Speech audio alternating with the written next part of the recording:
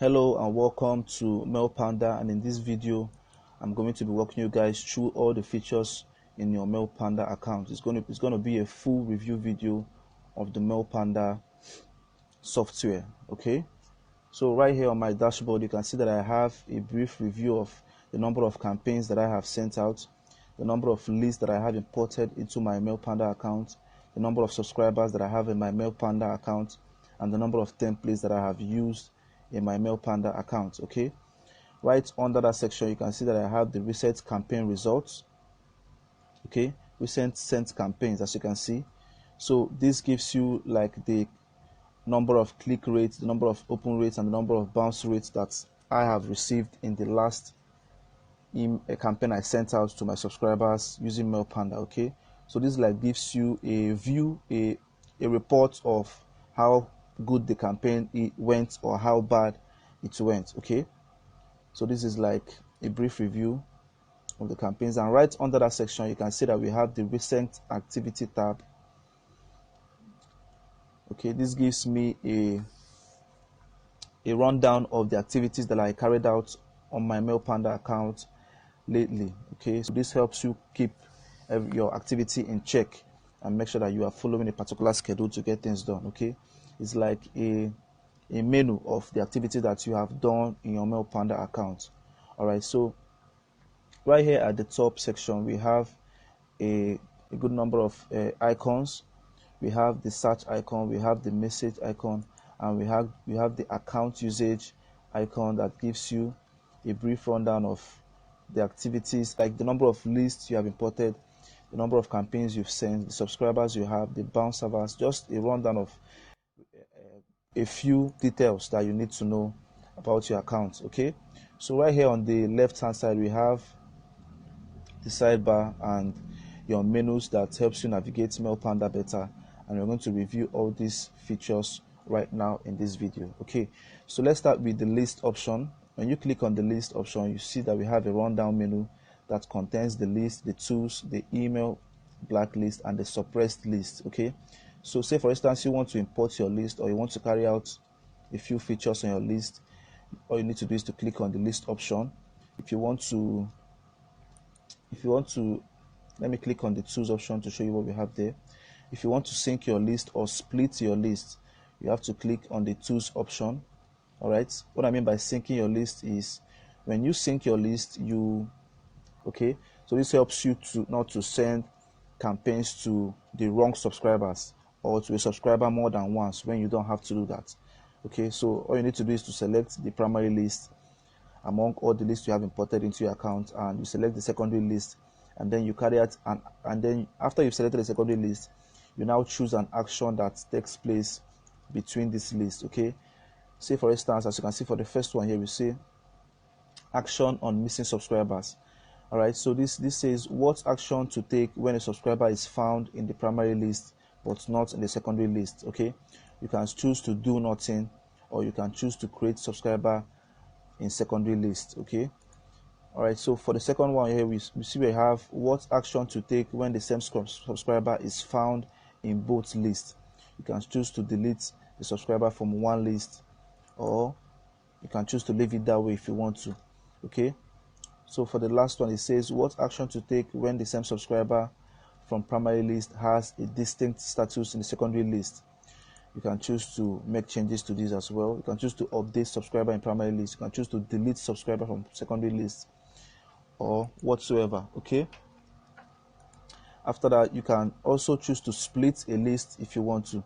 Okay, let's say for instance you have a large subscriber in a list, you have a large number of subscribers in your list, and you want to split that particular list into different lists. Okay, all you need to do is to select the list. As you can see, I have just one list imported here. That's why you can see we have just one on the drop down menu. You select the list, and then you select the number of sub lists.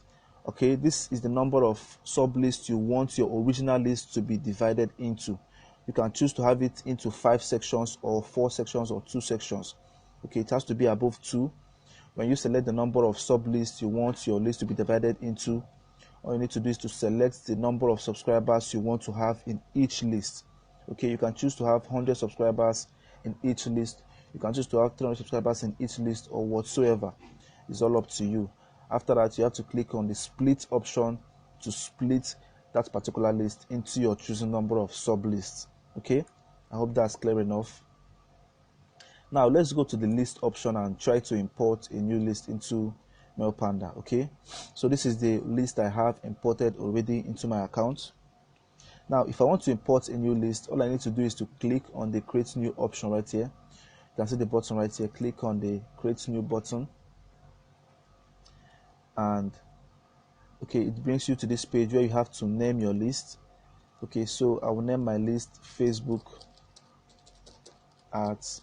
Say for instance is list of subscribers that I gained while running Facebook ads. So you name it Facebook ads. You can choose to give it a display name which is different, which can be different or the same. It's all up to you. And you can choose to give this particular list a double opt-in option, which means when someone tries to subscribe into this list, they have to reaffirm that they really want to subscribe into this list. Or you can as well make it a single opt-in. Okay, it's all on you, but the single opt-in option is much more preferable. All right, so right there, right under that section, we can see that we can choose an email address. You can enter an email address where you receive notification if someone subscribes into your list. Okay, right under there, you can see that we can choose to add some more details. You can choose to add your company name. You can choose to add your country, your address, your zone name, and your phone number, your website, and the rest of them. Okay, after filling all these particular options, which is pretty easy, all you need to do is to click on the save changes button down here. Okay, you click on save changes, you can go back to list. All right, so sorry, I think we have a problem. Okay, I didn't add the description to my list. So all I need to do is to add a description to this particular list. So let's say I can add a description that says joined through email ads, through Facebook ads, sorry. So after adding the description, let me go back and click on save changes, back to list. All right, so as you can see, our form has been successfully created. Okay, so in order to import subscribers into this list, all I need to do is to toggle this particular section and click on the import button right here. Okay, this is the import button right here, which is at the far end of the list. Okay, you can see I had to move down to the end and click on the import option right here. Okay, so when you click on import, you can choose to import as a CSV file, as a text file, or as a database. Okay, you click on CSV and you can get to choose the file you want to import. All right,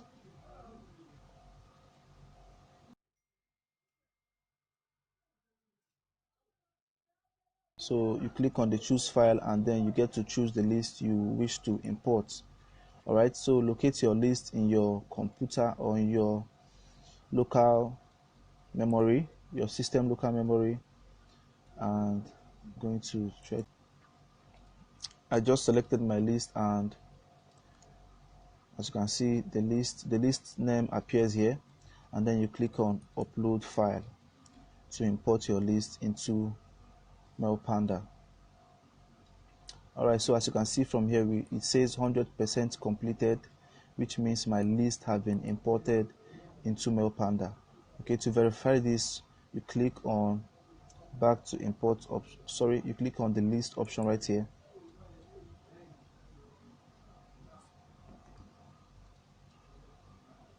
All right, so as you can see, we now have 12 subscribers in my list. Okay, so we have 12 subscribers in my list now, and yeah, so that is done. I just imported 12 subscribers into this list that I just created. Okay, so that is how you import subscribers into your list. Okay, so say for instance, let's talk about the email blacklist option. The email blacklist option allows you to add certain email addresses into your blacklist, and the email addresses you add to this blacklist never receive messages from you. Okay, if the emails you added to your email blacklist accidentally are in a list you imported, okay, this particular email addresses will still not receive messages from you. Okay, they will just remain dormant. Okay, so you can also select to add people. You can choose to add people into your suppression list. This particular set of emails you add into your suppression list do not receive emails from you as well, unless you select the suppression list, that particular suppression list, to receive those particular email addresses. I don't know if you understand what I said. I'm going to repeat myself again. For the email blacklist, any email address you add to this blacklist do not receive emails from you at all. Okay, they just remain dormant, and they are just there. They don't receive messages from you. For the email addresses you add to your suppression list, they get to receive emails from you only if you select them to. Okay, they don't receive emails from you as an impromptu. You have to select them distinctly to receive emails from you. Okay, so that is how you use the email blacklist and the suppression list. Okay, so the next feature we have there is the campaign feature. All right, so the campaign feature helps you create new campaigns. Whether you want to create a regular campaign or an autoresponder campaign, you can create them using the campaign feature. And I have made a video that reviews how you can create these campaigns and you can find this video in the training section. Okay, so do well to go to the training section and check out the videos that I have made there that will show you how to send regular campaigns or autoresponder campaigns. Okay, you can also choose to add certain subscribers to specific groups. Okay, to do this you have to click on the groups option, and let's get into that right away. You might find it easier to manage your email campaigns if you group them together in groups that make more sense to you. Okay, you can choose to add custom tags as well to create custom tags that you use while sending your your campaigns in order to segment your subscribers properly. All right, so that is it about the campaigns. For the email templates, you'll find that we have, let's click on the categories and see what we have there. Okay, you can choose to create a category right here. In order to create a category, you have to click on the create new option right here, and when you click on the create new option, you get to enter the name of the category. All right, after you've entered the name, you click on save changes in order to create this category. Okay, and you can add features whatsoever to this category. You can add email addresses to this category. Okay, so you can choose to create templates.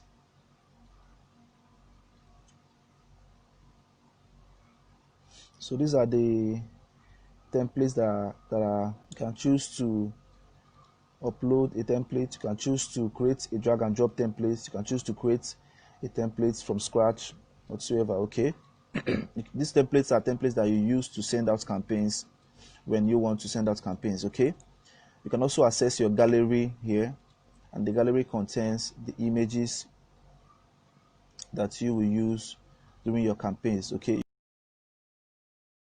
and for the servers, you can choose to create a delivery server, a bounce server, a feedback loop server, or an email box monitor. Okay, the delivery server is like creating an SMTP, and I have already made a detailed video where I showed you how you can set up your SMTP if you want to. Okay, do well to access the video in the training section right here. Okay, so for the domains, you can choose to create a sending domain or a tracking domain. Okay, I'm going to click on the sending domain option, and you can choose to click on the create new option right here in order to create a new sending domain.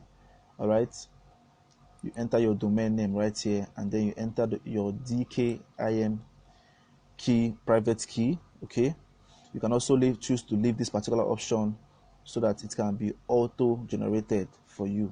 Okay, after you've entered these keys, you click on the save changes option to activate and to create your sending domain. All right, you can also choose to create a tracking domain if you want to.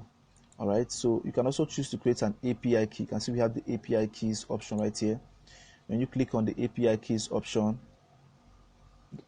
you can choose to create a new API key by clicking on the create new option right here.